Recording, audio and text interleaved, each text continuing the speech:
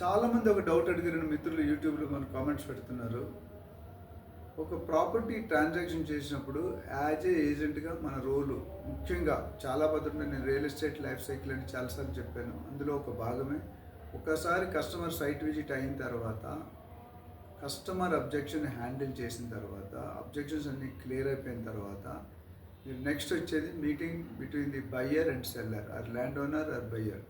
అక్కడ ఒక నెగోషియేషన్ అనే టర్మ్ మనం వాడతామండి.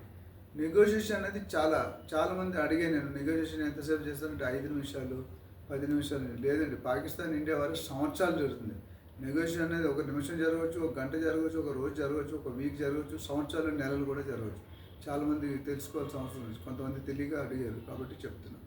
అట్లా రెండోది నెగోషియేషన్లో జనరల్గా ఏమవుతుందంటే ఫర్ ఎగ్జాంపుల్ ఒక 10 కోట్లు ఓనర్ ఎక్స్పెక్టేషన్ ఉంది ఒక పర్టికులర్ కమర్షియల్ బిల్డింగ్కి లేకపోతే ఒక రెసిడెన్షియల్ బిల్డింగ్ 10 కోట్లు ఉంటే జనరల్గా ఎప్పుడు కూడా మనకి చూసుకుంటే సెల్లర్ అనేవాడు ఇక్కడ ఉంటాడు, బయర్ అనేవాడు ఇక్కడ ఉంటాడు. There is always gap, there is a slip between the cup and the lip.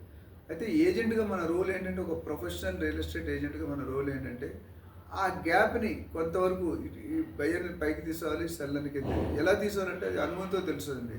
దానికి ఏది హార్డ్ అండ్ ఫాస్ట్ రూల్ లేదు ముఖ్యంగా.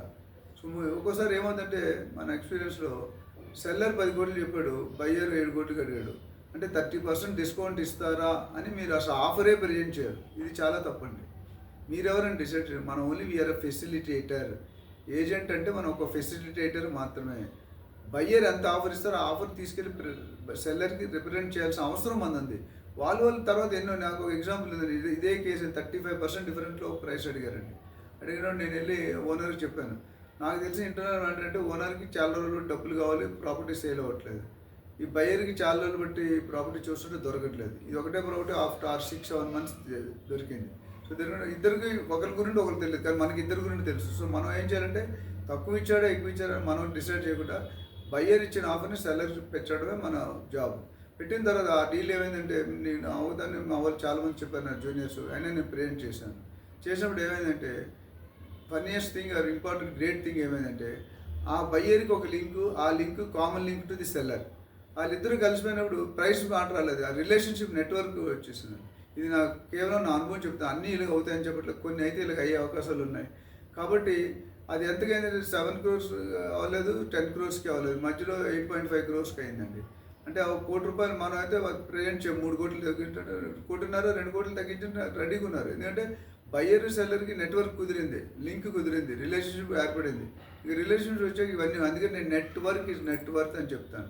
సో కాబట్టి మీరు ఏం చేయాలంటే ఏ ఆఫర్ వచ్చినా మన దగ్గర ఆపుకోకుండా మన రూల్ ఏంటంటే మన కంప్లీట్ రోల్ బయ్యర్ ఏం చెప్పారో, ఆ ఏ టర్మ్స్ చెప్పారో, ఏ రేట్ చెప్పారో అక్కడ ఏం చేస్తుంటే మాట్లాడినప్పుడు అంతకుముందు బయ్యర్ పేమెంట్ 3 నెలలు అడిగారు, ఈ డిస్కౌంట్ ఇస్తా అంటే 15 రోజులు ఇచ్చేస్తాను అన్నాడు. సో అక్కడ ఓనర్ ఆ 3 నెలలు 4 నెలలు కాకుండా 15 రోజులు వస్తుంది వరకు తగ్గారు. ఇక్కడ బయ్యర్ కూడా ఎందుకు పెరిగాడంటే నాకు అనుకున్న ప్రాపర్టీ ఇంతవరకు మంచి ప్రాపర్టీ దొరకలేదు, నార్త్ ఈస్ట్ ప్రాపర్టీ లేదా మంచి ఫేసింగ్ ఉంది, మంచి పార్క్ ఉంది అనేది ఉద్దేశంతో ఈయన కూడా 10-15% పెరిగాడు. ఆ విధంగా డీల్ క్లోజ్ అయిందండి. సో ఈ నెగోషియేషన్ అనేది చాలా పెద్ద subject, don't take it light.